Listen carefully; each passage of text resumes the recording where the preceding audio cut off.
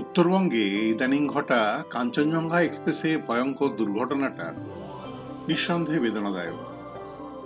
প্রত্যেকবারই রেল দুর্ঘটনার পর অনেক তদন্ত কমিশন বসে, কারণ কুটিও দেখে উপযুক্ত ব্যবস্থা নেওয়ার কথাও বলা হয়। আমরা কিন্তু যে তিমিরে সে তিমিরেই থেকে যাই। ঘরে বসে আইআরসিটিসি সাইটে গিয়ে টিকিট কেটে ব্যাগ টানতে টানতে গিয়ে আবার রেলে চেপে বেড়াতে যাই। 35 পয়সার বিমান পলিসিও কিনি, কিন্তু কাউকে কোনোদিনও অসময়ে এই বিমার অঙ্ক দাবি করতে শুনেছেন কি? রেল কোম্পানি কি এ বিষয়ে দায়িত্ব এড়িয়ে যেতে পারে? তবে আমাদের নিরাপত্তার দায়িত্ব ঈশ্বর ভিন্ন আর কার হাতে আছে বলে আপনাদের মনে হয়? আজ তবে এ পর্যন্তই থাক, চাইলে নয় ফিরে আসবো এই আলোচনায়। পরিবারে কোনো প্রিয়জনকে হারানোর বেদনা নিঃসন্দেহে অসহনীয়, কিন্তু সময়ের সাথে সাথে ধীরে ধীরে আমাদেরকে সেই ব্যথা ভুলতে হয়, চোখের জল মুছে ফিরে যেতে হয় রোজকার স্বাভাবিক জীবন স্রোতে। জীবন নদী এভাবেই বয়ে চলে, কিন্তু সেই প্রিয়জনের জীবৎকালে বেশ কিছু বিষয়ে আমাদের প্রয়োজনীয় ব্যবস্থা নেওয়ার তৎপরতার অভাব পরবর্তীকালে এমন কিছু অশান্তির দোরগোড়ায় আমাদেরকে দাঁড় করিয়ে দেয়, যা আমাদের ভাবনারও অতীত। এমনই একগুচ্ছ প্রয়োজনীয় কাজ সময়ে না করে পরে আক্ষেপ করার সাতকাহনে ভরা আজকের এই গল্প সদ্য প্রয়াত। শেষ অবধি শুনে জানাবেন কেমন লাগলো। ভালো লাগলে নিশ্চয়ই লাইক, শেয়ার, কমেন্ট ও বেল আইকনটি টিপে চ্যানেলটি সাবস্ক্রাইব করতে ভুলবেন না। আসুন শোনা যাক আজকের গল্প সদ্য প্রয়াত। রাস্তা থেকে আসা একটা গাড়ির কর্কশ হর্নের শব্দে ঘুম ভেঙে আধো ঘুমে আধো জাগরণে পাশ ফিরে বাঁ হাতটা স্বামী শুভ্রেন্দুর বুকে রাখতে গিয়ে চমকে উঠল মাধবী। সদ্য অতিক্রান্ত 50 বছরের বিবাহিত জীবনে এটাই তার দীর্ঘদিনের অভ্যেস। ভোরে ঘুম ভাঙলে স্বামীর বুকে কিছুক্ষণ হাত বুলিয়ে দেব। আসলে দীর্ঘদিন এক ছাদের তলায় বাস করলে দায়িত্ব বা কর্তব্য বোধটা কখন যে অজান্তে প্রেমে রূপান্তরিত হয়ে যায় তার হদিস থাকে। চমকে উঠল মাধবী। বিছানা খালি, পাশে তার এতদিনের হ্যাঙ্গোটা নেই। ঘুমের ঘোর কাটতেই হঠাৎ তার মনে পড়ল, কি করেই বা সে পাশে থাকবে? গতকাল রাত প্রায় 12:30টায় তার প্রাণহীন নশ্বর দেহটা যে তার শেষ ইচ্ছে মতো দেহদানের মাধ্যমে হাসপাতালের মর্গে পাঠিয়ে দেওয়া হয়েছে তা সে ভুলেই গেছে। অবশেষে রাতে বাবুঘাটে গিয়ে চান করে আর মাথা ঘষে তার শেষকৃত্য সম্পন্ন হয়েছে। বয়সজনিত কারণ ছাড়াও নানা উটকো উপসর্গ দেখা দিয়েছিল তার শেষ বয়সের সঙ্গী হিসেবে। আক্ষেপ এই যে অনেক লড়াই দিয়েও সামনের মাসের 10 তারিখে 85 বছরের জন্মদিনটা তার আর পালন করা হলো। বিছানা ছেড়ে ধীরে ধীরে মেঝেতে পা রাখলো মাধবী। আজকাল বিছানা ছাড়লে সঙ্গে সঙ্গে বাথরুমে ছুটতে হয় তাকে, একটুকুও দাঁড়াতে পারে না সে। এদিকে কাজের মেয়েটা এসে দরজায় বেল দিচ্ছে। খাটের নিচে মেঝেতে বিছানা করে মেয়ে সর্বরী, আর পাশের ঘরে ছেলে সমরেশ, বৌমা কাজুরি আর নাতি সোহম ঘুমাচ্ছে। আর ওদেরই বা কি দোষ? কাল অনেক রাত করে শ্মশান থেকে ফিরেছে সবাই। তাছাড়া এই কদিন ওদের উপর থেকে যা ধকলটাই না গেছে। ছুটে গিয়ে গেটের লকটা খুলে দিয়েই এক ছুট্টে বাথরুমে ঢুকে গেল মাধবী। সকাল থেকে বাড়ির খুঁটিনাটি করতে করতে সময় যে কিভাবে চলে যায় কোনো হিসেব থাকে না। বেলা প্রায় 9টা বাজে। কাজের মেয়ে অনেকক্ষণ কাজ করে চলে গেছে। কাগজওয়ালা রোজিকার মতন দরজায় বেল দিয়ে টাইমস অফ ইন্ডিয়াটা গেটে গুঁজে দিয়ে চলে গেছে। কাল থেকে কাগজটা বন্ধ করে দিতে হবে। মাধবীর কাগজ পড়তে আজকাল আর ভালো লাগে না। ফোনেতেই তো সব খবর পাওয়া যায় না। কিন্তু এই কাগজওয়ালাটার ফোন নম্বরটা মাধবীর কাছে নেই। একসময় সে ভেবেছিল যে যার কাগজ তার কাছে নম্বরটা থাকলেই চলবে। আচ্ছা, ওর ফোনটা খুলে ফোন বুকটা সার্চ করলেই তো নম্বরটা পাওয়া যেতে পারে, তাই না? কিন্তু না, সে না জানে তার স্বামীর ফোনের পাসকোড আর না জানে তার প্যাটার্ন। তাহলে এখন উপায়?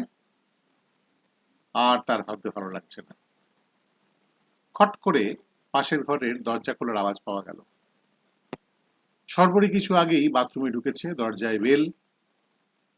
সুইপার ধীরাজ এসেছে গার্বেজ বিন নিতে। তার সঙ্গে আরো একটা বেল। রাঁধুনি কেয়া আজ সকাল সকাল এসে হাজির হয়েছে। এসেছি যখন, তখন সবার জন্য জল খাবারে পরোটা আলু চচ্চড়ি করে দিয়ে যাক। দুপুরে তো হবিষ্যান্ন। মাধবী ওকে কাজ বুঝিয়ে দিয়ে ঘরে ঢুকে গেল। সকালে জল খাবারের পর এক কাপ ঘন দুধের চা খেয়ে মুখে মুষ্টিপাতি জর্দা দিয়ে এক কিলি পান মুখে দেওয়া মাধবীর বহুদিনের অভ্যেস। এদিকে বাড়িতে বৌমা রয়েছে, অশৌচে পান চলে না। 1 মিনিটে কথা বাপের বাড়িতে চলে যাবে।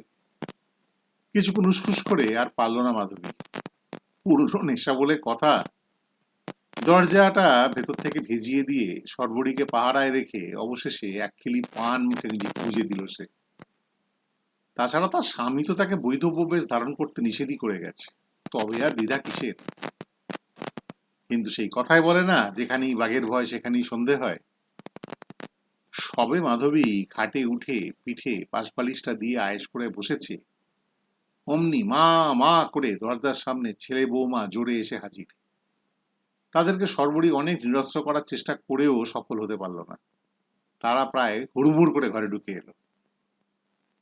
তাদের প্রশ্নমালা মাপে যথেষ্ট বড়।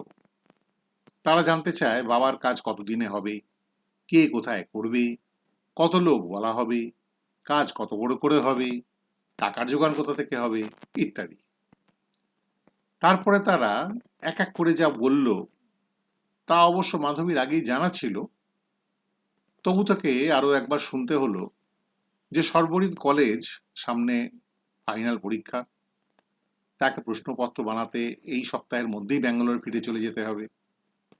তাছাড়া জামাই অনিমেষ একা হাত পুড়িয়ে খাচ্ছে, অফিসের কাজের অসম্ভব চাপ, অফিসের কাজের চাপে সে আসতেও পারেনি।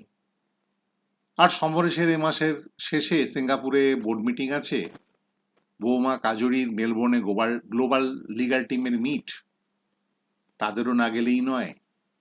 তাছাড়া সোহমের স্কুলের ক্লাসও চালু হয়ে যাবে নিউ ইয়র্কে। ওদের দেশে তো আর স্কুলের এত ছুটি দেয় না। মাধবী চিরকালই স্বল্পভাষী, ছোট করে কথা বলতেই পছন্দ করে। সে জানালো তার স্বামী তার উইলে পরিষ্কার করে লিখে দিয়ে গেছে যে শাস্ত্রমতে তার কোনো শ্রাদ্ধ শান্তি করার প্রয়োজন নেই। বৈধব্য বেশ বা কাছা ধারণ করাও নিষেধ। সুতরাং 3 দিনে কাজ সেরে চতুর্থীতে সামান্য কয়েকজন আত্মীয় স্বজন, প্রতিবেশী, বন্ধু বান্ধবকে ডেকে জলপান করানো যেতে পারে। সেক্ষেত্রে স্থানীয় একটা হল ভাড়া করে তাদের ক্যাটারারকে বলে দিলেই হলো। কিন্তু কে যে ডাকলেই আসবে সেটা অবশ্য তার জানা নেই। তাদের বাবা কিন্তু খাবার অপচয় করা ভীষণ অপছন্দ করত। তাই কাউকে বলতে চাইলে আগেই জানতে চাইতো যে কতজন আসবে, সেই বুঝে প্লেট গোনা হবে। কিন্তু এই কথাটাই সবার বড় অপছন্দের বিষয় ছিল। তারা ভাবতো কাজের বাড়িতে 50 প্লেট তো নষ্ট হতেই পারে, সেটাই তো স্বাভাবিক, তা আবার কেউ জানতে চায় নাকি? সুতরাং মাধবীর মতে ছেলে মেয়েরা যা ভালো বোঝে তাই করুক। এবারে যে বিষয়টাতে এসে মাধবী হোঁচট খেল সেটা হলো তার স্বামীর ইচ্ছানুসারে পারলৌকিক কাজের খরচ খরচা তার ব্যাংক অ্যাকাউন্ট থেকেই করার কথা। এদিকে বহুদিন ধরে বলার পরেও মাধবী প্রায় জেদ করে তার স্বামীর সঙ্গে এটিএমে যাওয়া তো দূরে থাক, ডেবিট কার্ডের পিনটাও নিজের কাছে লিখে রাখে। সে যদিও জয়েন্ট হোল্ডার, কিন্তু কোনোদিনও এই ব্যাংকের চেকে সই করে সে টাকা তোলে। তার কেওয়াইসি করাটাও বোধহয় বাকি আছে। তাছাড়া চেক বই বা এটিএম কার্ড কোথায় থাকে তাও তার সঠিক জানা নেই। সে জানে এই কথাগুলো ছেলে মেয়েদের সামনে মন খুলে বলতে গেলেই এক্ষুনি কিছু অপ্রিয় কথা শুনতে হবে। তাই সে চালাকি করে প্রসঙ্গটা এড়িয়ে গেল। সে বলল, তোরা এখন খরচ খরচা করে কাজ তোল, পরে দেখবো খন। দরজায় বেল পড়েছে। সর্বরী জানালো বাড়ির কেয়ারটেকার এসেছে। সে নিচে রাখা তাদের সদ্য কেনা নতুন গাড়িটা সরাতে বলছে। তা না হলে নাকি পেছনের গাড়িটা বার করা যাবে না। কিন্তু প্রশ্ন হচ্ছে কে সেটা করবে। ছেলে বৌমা বিদেশে বাঁহাতি ড্রাইভিং অভ্যস্ত, সর্বরী বহুদিন গাড়ি চালায়নি। তাছাড়া পার্কিং স্পেসটাও যথেষ্ট সরু এবং বাঁকা। অভ্যেস না থাকলে গাড়িতে বা পিলারে ধাক্কা লাগতে পারে, তাতে অনর্থ বাড়বে বই কমবে না। সুতরাং কেয়ারটেকারকেই চাবি দিয়ে বলা হলো যে কাউকে বলে গাড়িটা সরিয়ে নিতে।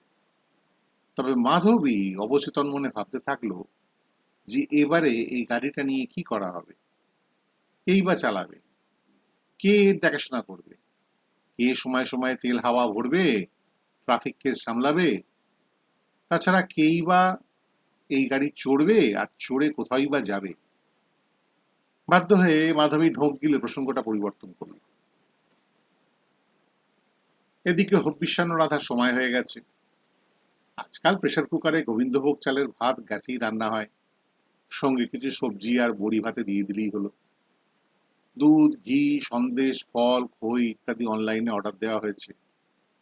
নিয়ম মেনে খাবার পর চান করে কাপড় না কেচে মাধবী সবাইকে এক এক করে চানে ঢুকতে বলে সবে আর এক কাপ চা বসাতে যাবে, আবার দরজায় বেল পড়ল। এবারে মাধবী নিজেই একটু বিরক্ত ভরে দরজা খুলতে এগিয়ে গেল। ভাবলো সারাদিনে যে কতবার বেল পড়ে তার ইয়ত্তা নেই। এবারে গেটে একটা দারোয়ান রাখতে হবে, নচেত দরজা খুলে রেখে দিতে হবে। বাড়িতে বাইরের লোক না থাকায় মাধবী ইদান্তি ম্যাক্সি পরাটা ভালোই রপ্ত করে নিয়েছে। ছেলে মেয়েদের সামনে হাউস কোট গায়ে দেবার কোনো প্রশ্ন নেই। বলা বাহুল্য তার পাও খালি, স্লিপারটা কদিন পড়বে না বলে ঠিক করেছে সে।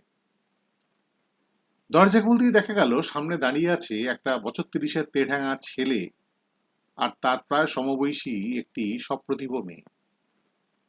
তাদের হাতে ধরা ভিডিও ক্যামেরা আর কাঁধে দুটো কালো ব্যাগ, তাতে লেখা গরমাগরম খবর। তারা কান এঁটো করে হেসে জিজ্ঞেস করলো, ম্যাডাম কি সদ্য প্রয়াত শুভেন্দু ভৌমিকের স্ত্রী? আমরা গরমাগরম খবর চ্যানেল থেকে আসছি কিনা। আসলে ওনার দেহদানের মহৎ কাজের সংবাদটা আজই কাগজে বেরিয়েছে, তো সেটা কভার করতেই আমাদের আশা। আমরা খুব বেশি সময় নেব না ম্যাডাম, আপনারা একটা ছোট্ট ইন্টারভিউ নেব, ব্যাস। না না না না না না, চেঞ্জ করার দরকার নেই, আমরা শুধু আপনার মুখটাকেই ফোকাস করব। কোনো চিন্তা নেই, আমরাই সফট মেকআপ দিয়ে নেব। আপনি শুধু বসার ঘরের সোফাটাতে শরীরটা এলিয়ে দিন, বাকি যা করার আমরাই করব। মাধবী হ্যাঁ বা না বলতে পারার আগেই ওরা দুজন হুড়মুড় করে ভেতর ঢুকে পড়ল। বেলা বাড়ছে, বাথরুমের ভেতর থেকে সর্বরী চিৎকার শোনা যাচ্ছে। সে বেরোতে পারছে না, হাউস কোট চায়। ওদিকে রান্নাঘর থেকে কাজুরির প্রশ্ন, সে কতটা চাল নেবে। সমরেশ অনলাইনে অর্ডার করা জিনিসগুলো ডেলিভারি আসতে দরজায় দাঁড়িয়ে সেগুলোকে মিলিয়ে নিচ্ছে। মাধবীর গালে হালকা ফাউন্ডেশনের প্রলেপের সাথে হালকা করে আইব্রোজ করা আর স্কিন কালারের লিপস্টিকে তার বয়স এক ধাক্কায় প্রায় 10 বছর কমে গেছে। সোহম দূর থেকে ঠাম্মাকে দেখে চিৎকার করে বলে উঠল, you are looking cute granny, just cool, don't move, wait, I am in for a selfie with you dear. Madhabi ভাবতে লাগলো, কি অশান্তি হলো রে বাবা। এই দৃশ্য যখন ছেলে মেয়ের শ্বশুরবাড়ির লোকেরা টিভিতে দেখবে, তার কি বেইজ্জতটাই না হবে। ফ্লাড লাইট জ্বালিয়ে শুরু হলো ইন্টারভিউ। ক্যামেরার সামনে মাধবী যা বলবে বলে ভেবেছিল, ঘাবড়ে গিয়ে বলে ফেললো আর এক প্রসঙ্গে নিজের কথা। তাতে স্বামীর দেহদানের প্রসঙ্গ প্রায় নেই বললেই চলে। এদিকে খেয়ে উঠতে বেলা প্রায় 4টে বেজে গেল। মাঝে অবশ্য অনলাইনে চিজ স্যান্ডউইচ আনিয়ে কফি সহযোগে এক প্রস্ত খাওয়া হয়েছে। ইন্টারভিউ নিতে আসা ছেলে মেয়েটাকেও খেতে দিতে হলো। সোহম অবশ্য ঘুমিয়ে পড়েছে, মনে হয় ভাত খাবে না। ওর এসব খাওয়ার অভ্যেসও নেই, ও স্যান্ডউইচেই খুশি। মাঝে আরো দুবার বেল পড়েছে। কেয়ারটেকার এসে মস্ত বড় এক বাক্স সন্দেশ দিয়ে গেছে। স্থানীয় ক্লাব থেকে নাকি পাঠিয়েছে তাদের সদ্য প্রয়াত এই বরিষ্ঠ সদস্যের পরিবারের প্রতি সমবেদনা জানিয়ে। দ্বিতীয় বেলটা ছিল এলপিজি সিলিন্ডার ডেলিভারি ম্যানের।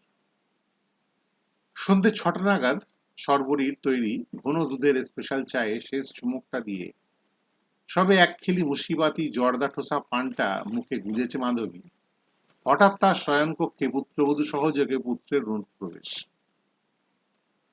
পানের সঙ্গে মনে হয় যোগ আছে এদের। তারা চায় মাকে তাদের সঙ্গে করে নিউ ইয়র্কের অ্যাপার্টমেন্টে নিয়ে গিয়ে রাখতে।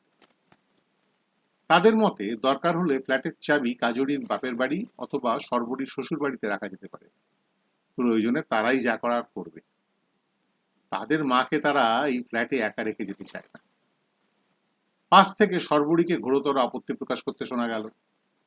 সে বলতে চায় হাতের কাছে দেশের মধ্যে মাকে সে বরং তার নিজের কাছে ব্যাঙ্গালোরে নিয়ে গিয়ে রাখবে। তারা দুজনেই সারাদিন বাড়িতে থাকে না, তাদেরও কোনো পিছুটান নেই। মা সেখানে গিয়ে হাত পা ছড়িয়ে ভালোই থাকবে। ভাই বোনের এইভাবে গপ্পের ছলে বলা কথা যুক্তিযুদ্ধ শেষে ধীরে ধীরে ঘোরতর ধুন্ধুমার তক্কই পরিণত হলো। সবাই যেন বলতে চায় মেরা পাস মা হ্যায়। অবস্থা বুঝে মধ্যস্থতা অবশেষে মাধবীকেই করতে হলো। সে পরিষ্কার জানিয়ে দিল যে তার নিজের জায়গা ছেড়ে কোথাও যাবে না। সে তার এই 30 বছর ধরে বাস করা ফ্ল্যাটে একা ভালোই থাকবে। পাড়ার মুদির দোকানে ফোন করে বলে দিলেই চাল ডাল তেল নুন দিয়ে যায়, বাকি বাজারটা সে কেয়ারটেকারকে বলে করিয়ে নেবে। তাদের বাপ বেঁচে থাকতে তো কিছুই করতো না, সব দিকে তাকেই দেখতে হতো। তার এখানে অচেনা কিছুই নয়, সুতরাং তারা নিশ্চিন্তে যে যার মতো ফিরে যেতে পারে। ছেলে মেয়েদের অবশ্য কথাটা পছন্দ হলো বলে মনে হলো না। তারা বলল তবে এই সব নম্বরের সঙ্গে ডাক্তার, হাসপাতাল, অ্যাম্বুলেন্স আর সববাহী গাড়ির নম্বরগুলো সেভ করে রেখো। আর হ্যাঁ, বাবার ফিনান্সিয়াল অ্যাডভাইজারের সঙ্গে কথা বলে ইনভেস্টমেন্ট যদি জয়েন্ট নামে থাকে তবে বাবার নামটা কাটিয়ে তোমার নামটা ঢুকিয়ে দিও, নচেত বাবার ওই কষ্টার্জিত ধন শিগগিরই তামাদি হয়ে যাবে, এক কানা করিয়ে উদ্ধার করতে পারবে না। সময় সময় ব্যাংকে গিয়ে পেনশনের টাকাটাও তুলে নিয়ে এসো, নচেত কাউকে টাকা দিতে পারবে না, কারণ তুমি তো আবার এটিএম বা ফোন পে করতে পারবে না। আর দয়া করে অচেনা নম্বর থেকে ফোন এসেছে দেখলে সঙ্গে সঙ্গে ছুটে গিয়ে ফোন ধরবে না বা ঘুরিয়ে ফোন করবে না, মুহূর্তের মধ্যে ব্যাংক অ্যাকাউন্ট খালি হয়ে যাবে। দয়া করে কাজের লোকের সঙ্গে পেট খুলে বেশি গপ্প করবে না। সব খবর নিয়ে দুদিনের মধ্যেই বাইরের লোক ঢুকিয়ে তোমার গলার নালিটি ছিঁড়ে গয়নাগাটি টাকা পয়সা সব ফাঁকা করে দেবে। আবার দরজায় বেল, ঠাকুরমশাই এসেছে। পারলৌকিক কাজের বিষয়ে কথা বলতে। পিছু পিছু দুই বিআই বিয়ানো এসে হাজির। তারাও আছে এক লৌকিকতা শ্রাদ্ধানুষ্ঠানের দায় দায়িত্ব সামলে দিতে, এ বিষয়ে কোনো চিন্তা না করতে। রান্নাঘরে ননদ ভাজে মিলে লুচি তরকারি বানাচ্ছে, সবাই খাবে। ছেলে আমন্ত্রণের ফর্দ বানিয়ে সবাইকে দেখিয়ে দিল। সাকুল্যে সদেরেক লোক হবে বলে মনে হয়, আসবে হয়তো শখানেরও কম। এদিকে ফুলওলা, কীর্তন পার্টি, ক্যাটারার, মিষ্টিওয়ালা একে একে সবাই এসে হাজির। চুক্তির শেষে সবাইকে নিজের পক্ষে চা বিস্কুট তো দিতেই হবে, তাই মাধবীকেও এবারে হেসে লেগিয়ে কাজে হাত লাগাতে হলো। রাত প্রায় 11:30 বাজে। সবাইকে একে একে বিদেয় করে সবাই মিলে সবে খেতে বসতে যাবে, সর্বরী হঠাৎ বলে উঠল, সবই তো হলো, কিন্তু ছবির ফ্রেমে ইদানিং তোলা বাবার ফটো কি আছে? মাধবী ভাবতে বসল। বলল, মনে হয় গত বছর তোদের ওখানে জেপি নগরের ক্লাবে পুজোর মহাষ্টমীর দিন অঞ্জলি সেরে প্রতিমার সামনে দাঁড়িয়ে আমাদের দুজনকার তোর তোলা ফটোটাই আমার ফোনে আছে। খেয়ে উঠে একবার দেখে নিস। স্টুডিওতে দিলে ওরা মাঝখান থেকে কেটে আলাদা করে বাঁধিয়ে দেবে।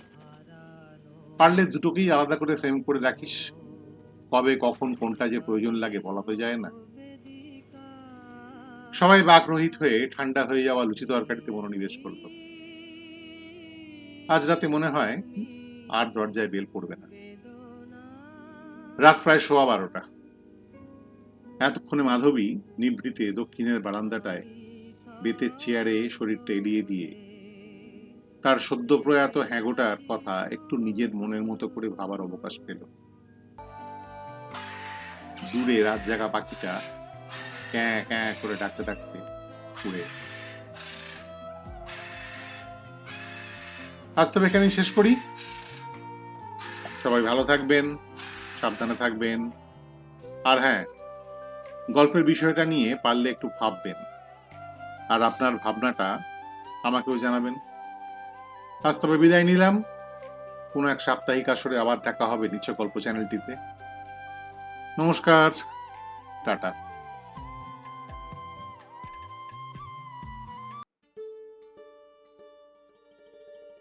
ইউ আর নট অ্যালোন বা আপনি একা নন, এটি হলো আপনার মনের কথা বলা ও বলানোর একটি প্রচেষ্টা। সত্যিই তো আপনি একা নন, আমরা সবাই আছি আপনার সঙ্গে, আপনার কথা শুনতে, আপনার সঙ্গে কথা বলতে। যদি আপনি একাকিত্বে ভোগেন, মনের কথা বলার মতো সঙ্গী সাথী না থাকে, গল্প বলতে বা শুনতে ভালোবাসেন, মনের কথা বলে হালকা হতে চান, সব সমস্যা সরিয়ে রেখে অতীতকে ভুলে আনন্দে বাঁচতে চান, তবে উপায় আছে এবং হাতের কাছে। নির্দ্বিধায় যোগাযোগ করুন আমাদের সঙ্গে। আরও জানতে নিচে দেওয়া ঠিকানায় ঘুরে আসতে পারেন। You are not alone 2021 wordpress.com ওয়েবসাইটে, কমিউনিক কাউন্সেলিংয়ের ফেসবুকের পাতায় এবং ইউ আর নট অ্যালোন 21 এর লিঙ্কডইন প্রোফাইলে। প্রশ্ন থাকলে mamaconsultants@gmail.com ইমেল করতে পারেন।